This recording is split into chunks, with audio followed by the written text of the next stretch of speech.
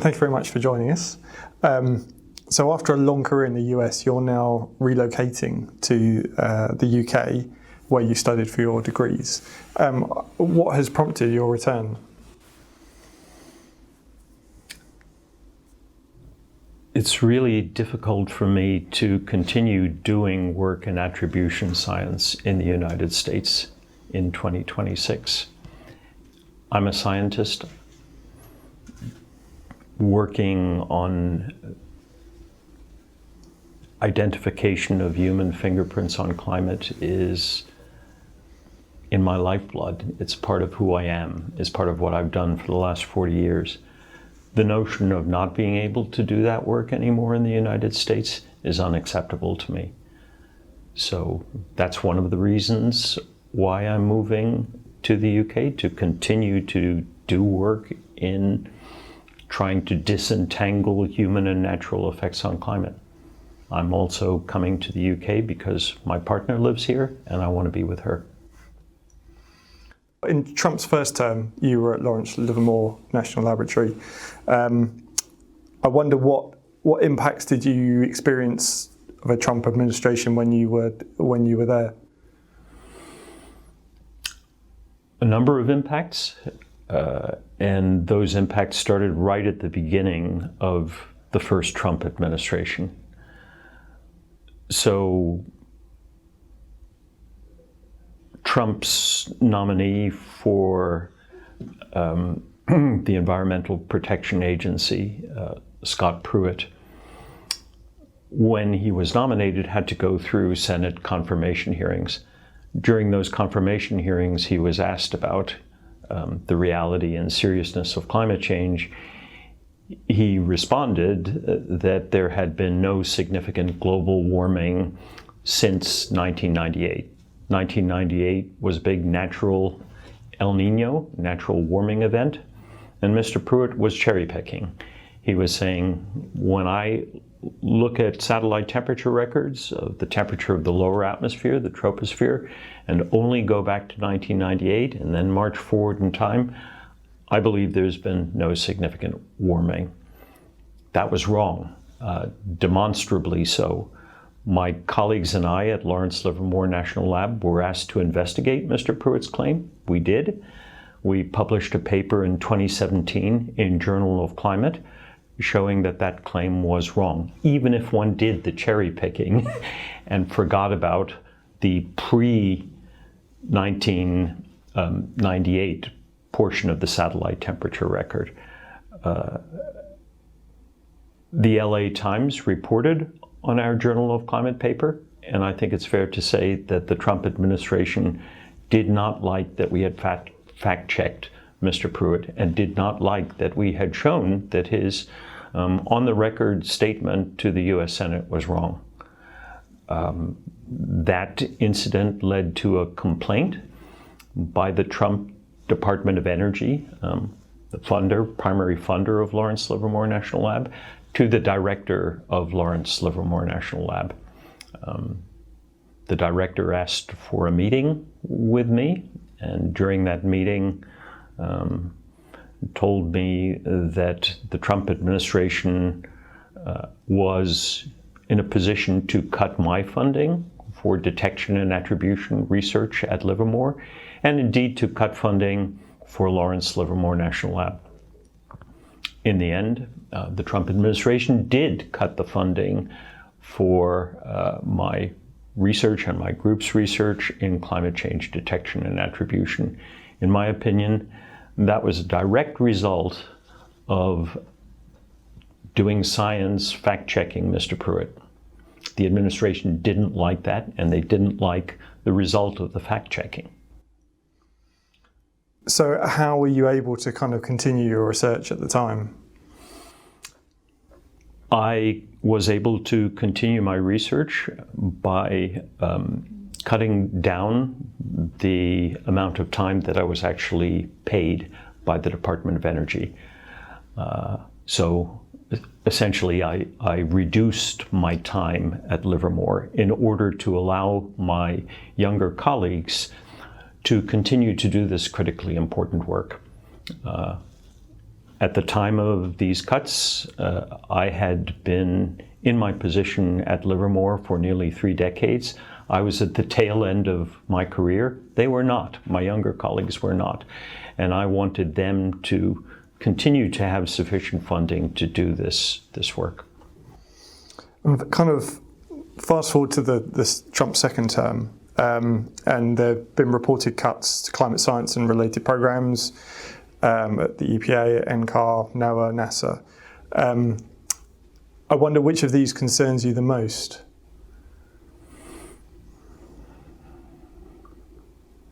They are all of deep concern to me.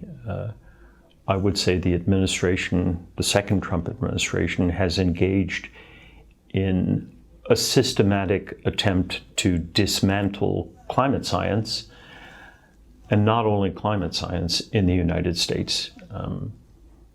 But I know the climate science piece of things reasonably well. They've gone after monitoring. They've gone after computer modeling. They've gone after people who do the kind of attribution science work that I do, people who look at extreme events and human contribution to the changes in the properties of extreme events, droughts, flooding, all of that. They've fired thousands of employees. And when you break the evidentiary chain, when you no longer monitor, say, changes in Arctic sea ice extent or carbon emissions or atmospheric temperature, you make it difficult for people like me to get at the causes of climate change. And that's a deep, deep concern that we may no longer be able to continuously monitor stuff that we urgently need to monitor, not only for climate, but also for basic weather prediction. For example, if you stop monitoring atmospheric moisture, then you degrade the quality of weather forecasts that give you early warning of severe storms, of atmospheric rivers. It's unthinkable to actually kill those kind of critically important measurements, but yet that's where we are. It's heartbreaking. I have hundreds of colleagues at the National Center for Atmospheric Research, at the Geophysical Fluid Dynamics Lab, at the Goddard Institute for Space Studies, women and men who have devoted their entire scientific careers to trying to model the climate system, understand the climatic shape of things to come. Many of them, particularly probationary employees, are gone. And you can't flip a switch under a more enlightened administration, which we hope we get in 3 years from now, and bring all of that back. Science doesn't work that way.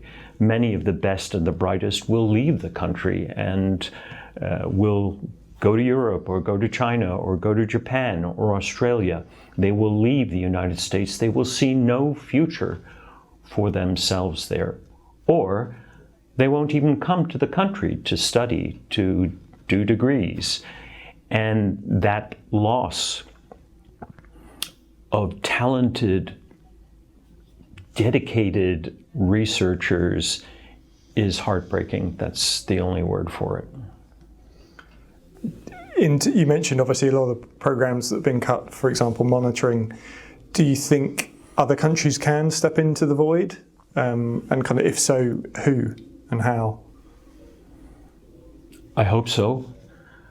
I hope the Europeans and the Chinese and the Australians and the Japanese are making serious contingency plans and recognizing that this is a real thing.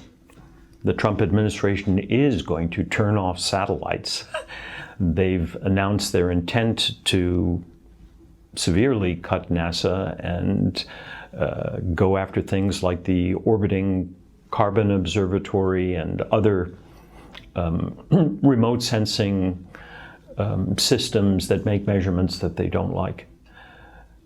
So hopefully other space agencies recognize the danger to this evidentiary chain But again, that's not like flipping a switch that you can suddenly launch a satellite. Developing sensors, deploying sensors in space, all of that is the stuff of years, not the stuff of a couple of months.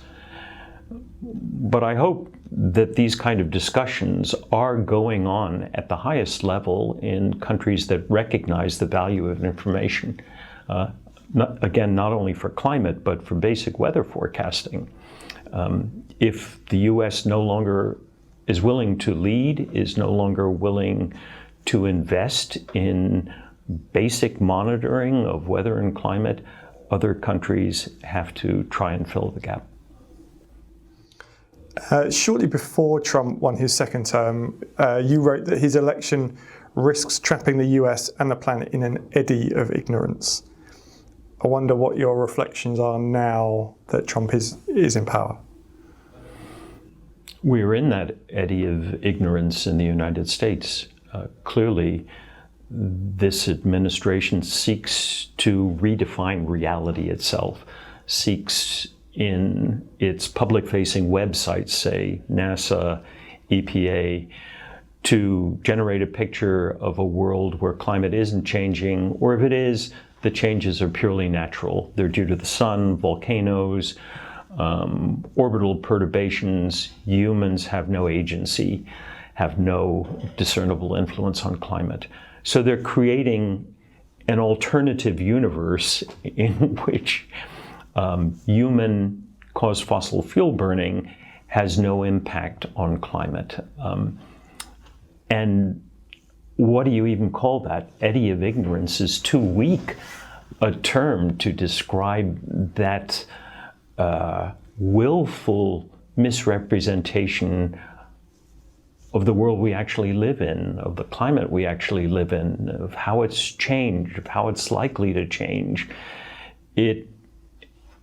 It's again, heartbreaking when you think of the destruction of information on websites, the destruction of libraries, like as has recently been reported, the Goddard Space Flight Center library of volumes about atmospheric science, ocean science, the thought of that stuff going away, of not being there anymore. I don't know what to do with that, I guess. The only thing I can do with it, and have tried to do with that kind of willful ignorance, is shine a light on it and say this is wrong. No matter what differences in political positions we have, we all lose if we embrace ignorance with open arms and claim that the real world is what the president believes it to be, not what we actually measure and monitor. That's where we are in the United States. President Trump is defining reality, and we risk, as many have written, going back to the Soviet Lysenkoism, where any science that conflicts with the prevailing political views of the leader is dismissed and denied, and that has serious negative consequences, of course, not only for the US, but for the entire world. We're part of the problem now in the United States, not part of the solution to the problem of climate change. You mentioned the Department of Energy earlier and its involvement in the Lawrence Livermore lab, and I wonder what your reaction was to their critical review on climate change that they published last year. Yeah, so they published this review in July of 2025. It involved 5 noted climate change skeptics. I had dealt with all of them over the course of my time at Livermore.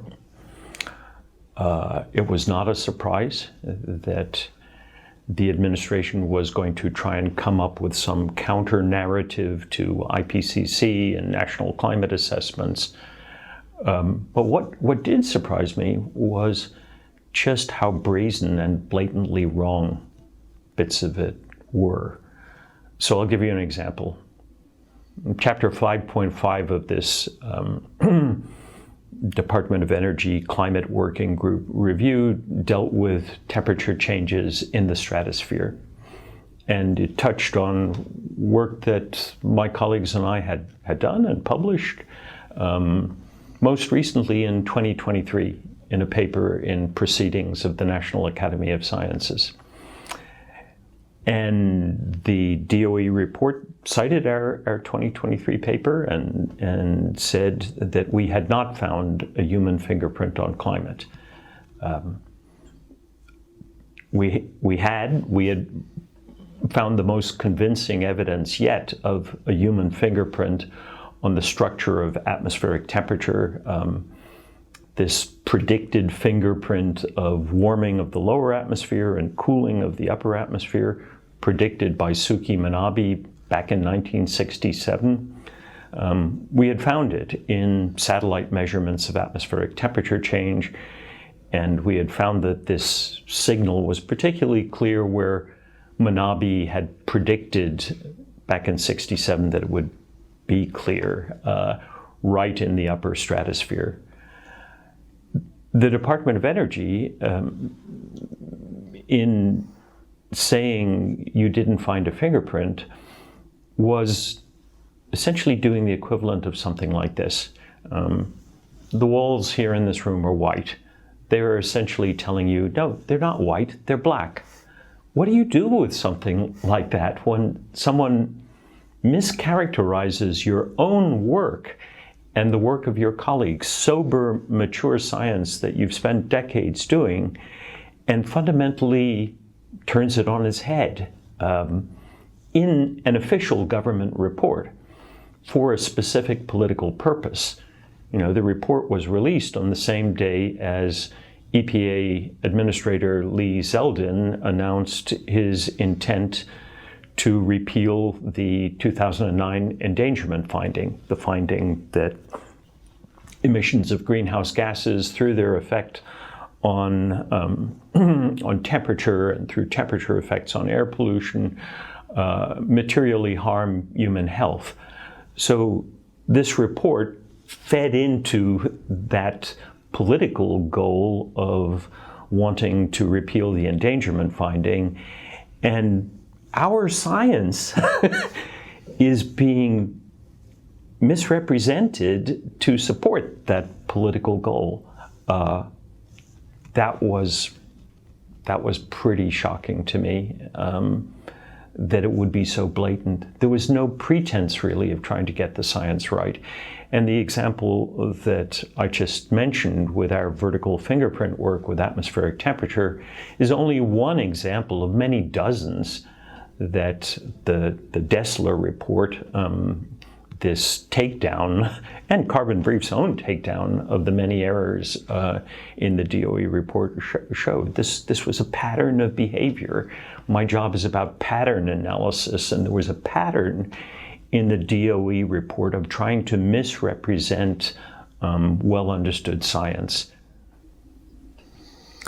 Your career has spanned periods where climate science has been attacked quite fiercely.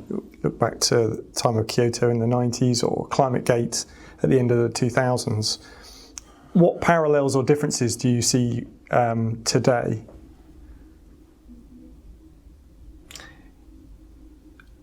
So back in the mid-90s,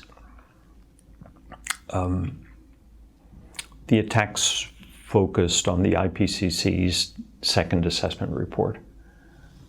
That report came out in early 1996, and its headline finding was the infamous 12-word statement: the balance of evidence suggests a discernible human influence on global climate. And that was significant because it was the first time that the international scientific community said formally, we see a signal of human activity. Other individual scientists had made such claims in the past, notably Jim Hansen in 1988 in a paper in Journal of Geophysical Research, but this was the international community, the IPCC, saying, hey, humans are no longer innocent bystanders in the climate system. We've formally identified a climate change signal due to our actions. It's not the sun, it's not volcanoes, it's not natural internal variability, it's on us. And as the play Kyoto, which you just mentioned, clearly notes, that was threatening, that discernible human influence finding, to very powerful moneyed interests, to, for example, the Global Climate Coalition, a consortium of energy interests. They recognized that this was bad for business, that this finding might have downstream implications for their business models, for their ability to continue burning fossil fuels without considering the negative externalities of their actions. So the Global Climate Coalition and other fossil fuel funded organizations, Western Fuels, the Petroleum Association, went after the IPCC and went after me. No personal animus, but I was the lead author of the chapter in which this finding was situated. And individual folks in Congress too, like Dana Rohrabacher, a Republican congressman, wanted to make names for themselves and felt that they could do so by casting doubt on the integrity of the IPCC process, the scientific integrity of people like me. So there was some attempt back then to politicize the science too. It wasn't just fossil fuel interests that went after the IPCC. It was also folks like Rohrabacher who wanted to make a name for themselves. What's different today is that it's an entire administration. This is institutionalized willful ignorance on the part of the administration. Institutionalized efforts to destroy the U.S. capability to monitor, measure, and understand changes in Earth's climate. That's qualitatively different from anything I encountered in the mid-90s at the time of the IPCC's second assessment report. And if you were in the earlier stages of your career now, as you were then, do you think you would be just as involved in communication and public engagement on climate change? Absolutely. The lesson I learned 30 years ago, back at the time of the discernible human influence finding in 1996, was sometimes you don't have the luxury of sitting on the fence and just waiting to see how things develop. Back then, I was a representative of an entire scientific community. My job had been to, with my peers, assess the then available science and come up with our best representation of what the science back then, 30 years, told us. And we did. And we were right. The cautious, even wimpy balance of evidence suggests a discernible human influence on global climate was justified by the then available science. And in the next 30 years, the science progressed.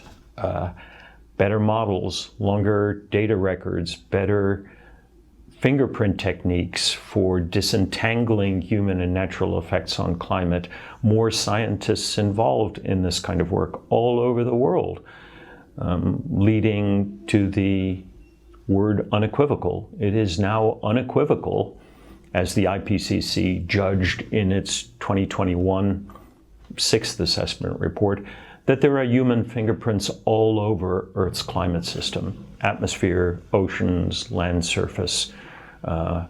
Back then in 1995, 1996, we were primarily looking at surface thermometer records, surface temperature records. Now, folks have interrogated literally dozens of variables Arctic sea ice extent, atmospheric moisture, specific humidity, sea level pressure, ocean heat content, clouds, circulation patterns, extreme event properties, you name it, they've looked at it. They've kicked the tires.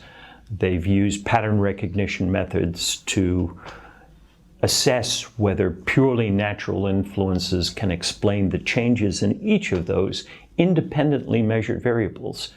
Natural causes can't.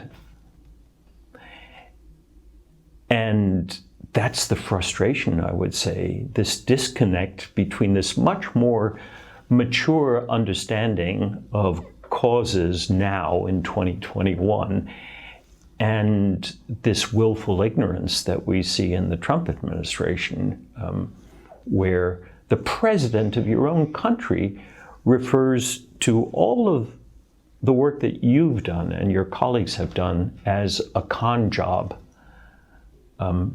So not only wrong, but criminal, as if there's intent on your part and your colleagues' part to mislead the global public about the reality and seriousness of climate change.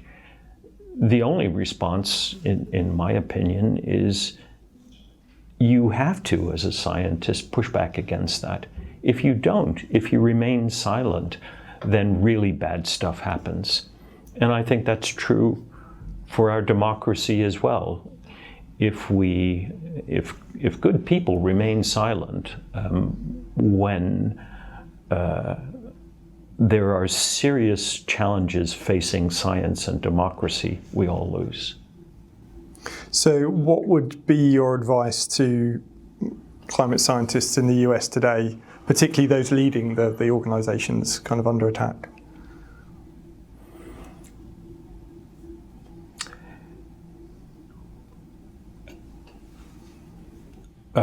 Hang together or hang separately, as Benjamin Franklin, I believe, famously said. You have to provide some kind of united front to these systematic efforts to dismantle US science. If you don't, if you leave that to individuals or let the administration attack individual universities, you're not gonna prevail in preventing really serious harms. And I would say it's taken the scientific community a long time to recognize that in the US. Certain institutions that should have led right from the beginning and said, no, this is wrong. Going after the CDC and going after vaccine schedules harms public health, people will die. Those kind of messages needed to be made public very early, very forcefully, and they weren't. Same with climate science, starting to fire probationary employees, starting to go after climate modeling and to argue that modelers were scaring America's children by making projections of the climatic shape of things to come. All of that demanded a firm, clear response, which was late in coming, and unfortunately, again, many of the harms that happened in those first few months, the firings, the withholding of grant money that will affect research at universities, climate research, medical research, labs, the continuity of whole departments. Those harms can't be easily reversed. And I think for me, the personal lesson learned from the first administration is only when you push back quickly and forcefully in a united way do you have some hope of avoiding the worst outcomes. And we've seen obviously how quickly the US federal climate science policy has changed under a new government. I wonder what lessons can kind of European governments and institutions and scientists take from that on protecting climate science, regardless of political change? That's a great question, and it's one I worry about a lot because there have been some efforts to export our willful ignorance, say, to this country. Steve Koonin, one of the 5 authors of the DOE Climate Working Group report, has tried to persuade British colleagues that the climate science done, say, at the Hadley Center and other research centers and universities is incredible, that they shouldn't make policy based on IPCC or internal climate assessments, and I think we'll see more of that. I think the Royal Society needs to be very clear that it has to push back against those efforts to try and export our willful ignorance to this country and to Europe. I guess one question is, where do you see things going next in the US? What's the kind of the next move for the Trump administration on climate change? Well, one I've mentioned already, that the 5 individuals who wrote the DOE's Climate Working Group report in July 2025 have apparently been tasked with leading the next National Climate Assessment, which is a congressionally mandated report to Congress, and it's likely that will be the same stuff we saw in the DOE report in July 2025. A counter-narrative, you will, to mature scientific understanding encoded in 30-plus years of IPCC reports. So on the science side of things, it's about presenting that counter-narrative. It's also, I think, about continuing to dismantle websites and continuing to present the public on EPA and NASA and NOAA websites with a very, very different understanding of the causes of climate change. It's, if Congress doesn't do anything to stop it, going to involve continued cuts to NASA. The Trump administration has made it very clear that they don't care about observing changes in Earth's climate from space. And they're going to go after missions that they don't like, that provide basics, atmospheric temperature and atmospheric moisture, and again, pollutants, CO2 emissions, methane emissions, all of those kind of things, I would say, are imperiled, which is insane. That's the only word for it. Removing our ability to measure and monitor how the world around us is changing makes no sense whatsoever. But yet that's where we are, because the data is inconvenient and doesn't comport with the narrative of the president that nothing is happening, nothing is changing, or if it is, it's all natural. I think there will be continued efforts to go after modeling capability, which is, again, heartbreaking. Some of the institutions I mentioned, like the National Center for Atmospheric Research, Geophysical Fluid Dynamics Lab in Princeton, Goddard Institute for Space Studies, they're already under attack. Their funding is under attack. Their leases, in the case of GIS, have been rescinded or canceled. There are efforts to break up these groups of very, very talented women and men and scatter them to the wind.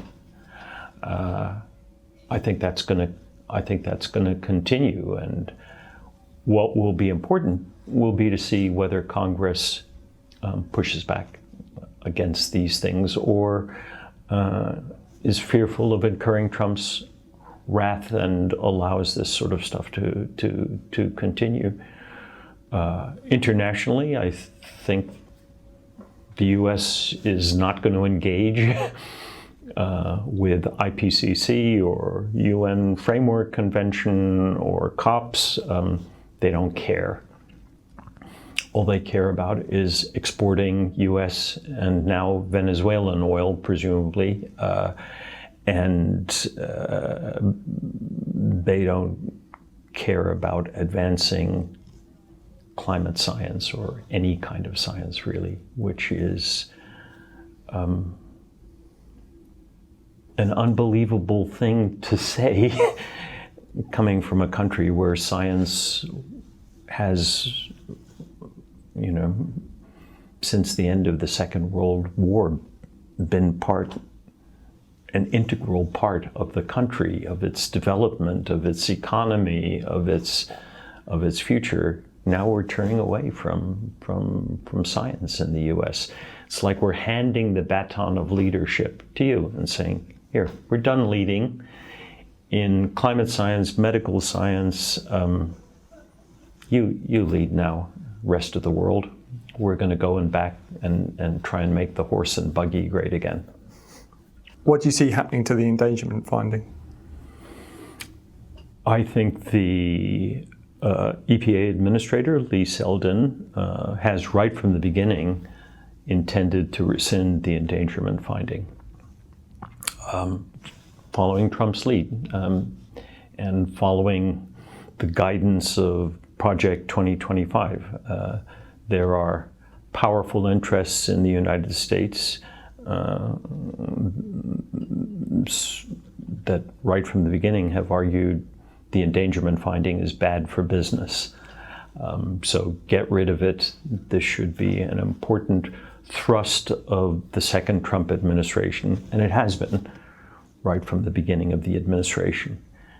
And part of the job has been to come up with a scientific counter-narrative in the DOE report, and I believe too now in the planned next national climate assessment, to argue that the science is incredible. We don't need an endangerment finding because human actions aren't endangering the climate. It's all natural, folks. Nothing to see here. That's going to continue. But as I mentioned, that faces challenges, that counter-narrative now, because it was so badly done. The DOE report was so sloppy, so riddled with mistakes, some of which were really transparent and, these not shades of gray differences between experts, but really badly wrong stuff. That's the DOE report. The fact-checking on that report has been done. It's out there, got widespread publicity. Thank you, Carbon Brief. Thank you, Andy Dessler. The fast-track study of the U.S. National Academy of Sciences, done partly in response to the DOE report, has affirmed and confirmed the science is credible. Humans are influencing global climate through burning fossil fuels, through particulate pollution, and we need to do something about it. This is a serious danger to human health. So Mr. Selden's challenge is a difficult one, I would say. He's got powerful scientific, decades of mature science that he's going against, that he's tilting against. And that's going to be a tough sell. But that said, it'll wind up before the U.S. Supreme Court, and the Supreme Court has a conservative majority. How they adjudicate, given that they already decided back in 2009 that climate change constitutes a danger to human health, will they reverse their decision? There's a lot of uncertainty, but it's one thing that is very certain is that Trump wants the endangerment finding rescinded, and everything flows from that. I want to look back now a little bit more, if that's okay. And I wonder, we're now 15 plus years on since ClimateGate, and I wondered how you feel about that whole experience now. Pretty bad about the whole experience. I did my PhD at the Climatic Research Unit at UEA. I got my PhD in 1987, and I then went to Hamburg to do a postdoc at the Max Planck Institute. Then after Max Planck, I went to Livermore in 1992. And I continued to work together with people at the Climatic Research Unit. They weren't only colleagues, they were friends. We published a boatload of papers together, watching what happened, what unfolded in 2009 and thereafter was terrible. The human cost hasn't really been revealed to good people who spent their lives trying to compile surface temperature data sets, in the case of Phil Jones, in the case of Keith Briffa, to do dendrochronology and advance understanding of century timescale changes in climate from looking at tree rings. All of that good work was dragged through the mud by these forces of unreason, by folks who had no real understanding of the science, of the integrity of the work. It was sickening and disgusting to witness bad things happen to such good people. I spent a fair bit of time back then in 2009 and 2010 providing input to various investigations, speaking publicly about the individuals involved. And I remain deeply concerned at that human cost. This isn't a game. When you go after the integrity of individuals and the decency and honesty in the public arena in such a vicious and nasty way, it has consequences.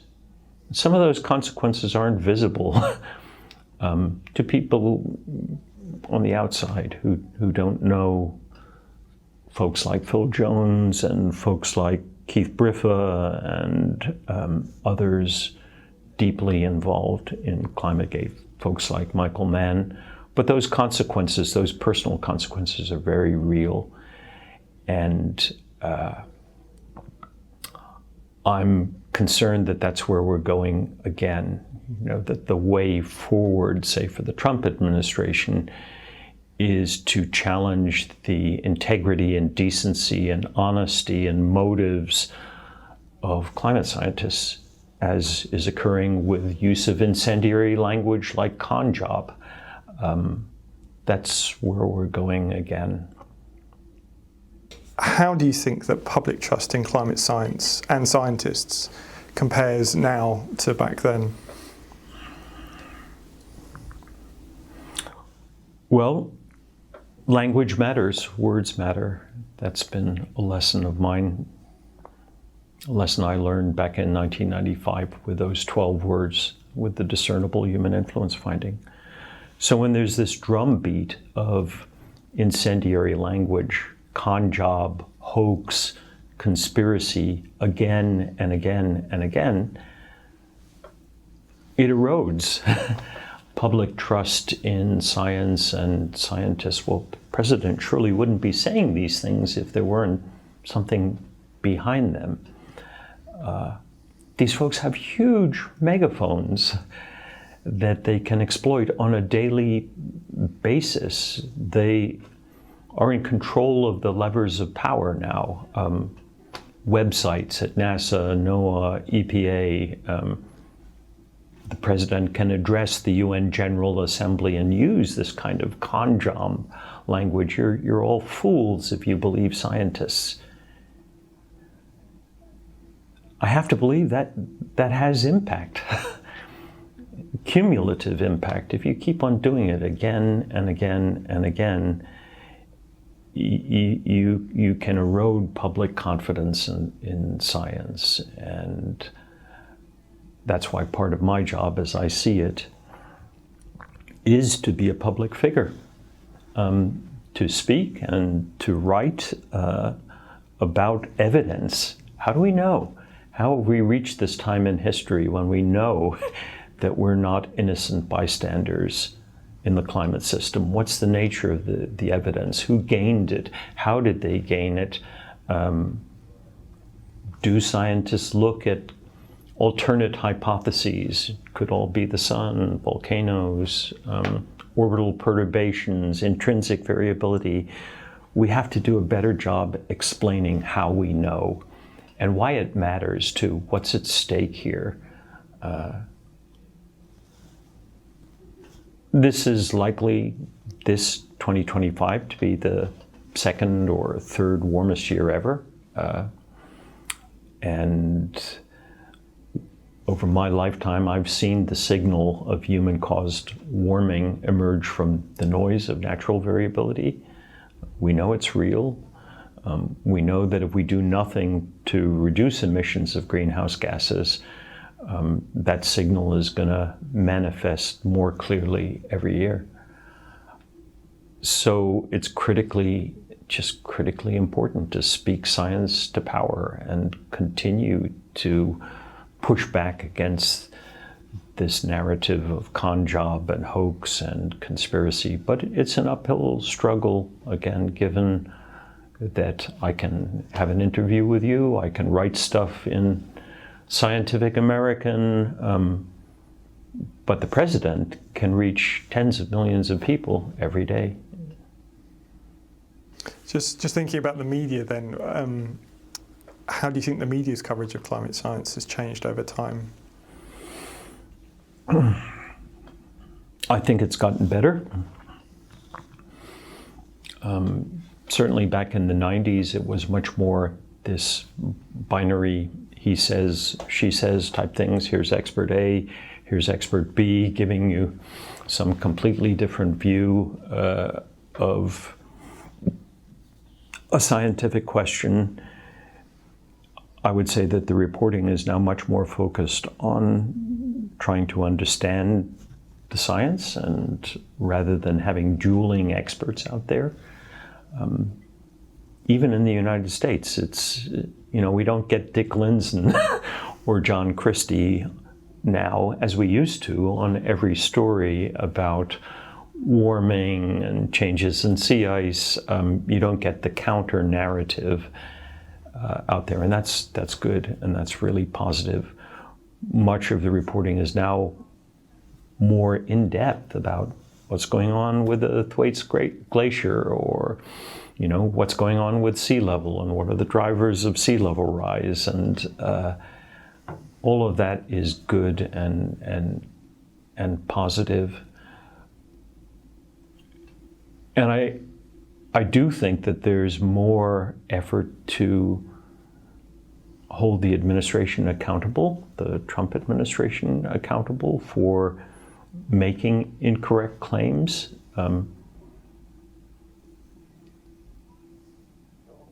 We were unwilling to use the word lie at the beginning of the first Trump administration. People are more willing now to say this is untrue. There's no scientific basis for this statement or that statement, and that's good too. What I think is necessary, as I said before, is for more voices to enter the fray, for the leadership of powerful professional organizations to say, this claim by the administration that climate science is a con job is wrong. It's not. And here are 3 decades of reports that we published that show that it's a thing, and we need to worry about it.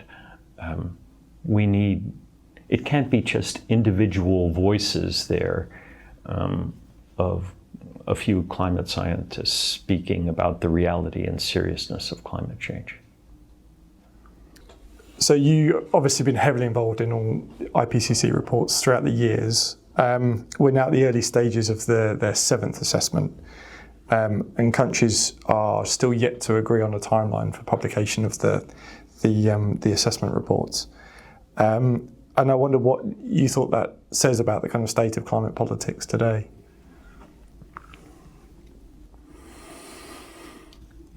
Well, I've been involved in every IPCC assessment since the first one in 1990. I think they're unique. They're an invaluable way of providing the collective understanding of an entire community and showing how that understanding has evolved over time. I hope the IPCC continues. I think there's a continuing need for an authoritative international organization to say, this is our best understanding of the science. And this is our best understanding of likely outcomes if we do nothing to address the problem, or if we follow this emission scenario or this overshoot scenario. We need that. And it's clearly good to be able to put error bars on these projections, to have the entire global scientific community involved and be able to say, this is what we know with confidence, this is what we don't know with confidence, here are our levels of confidence. All of that is extraordinary when you think about it, how a community has come together to make these authoritative assessments of the state of our understanding, which is why it's been so threatening, I think, to the Trump administration, and why they pulled out of IPCC, and why they don't like it.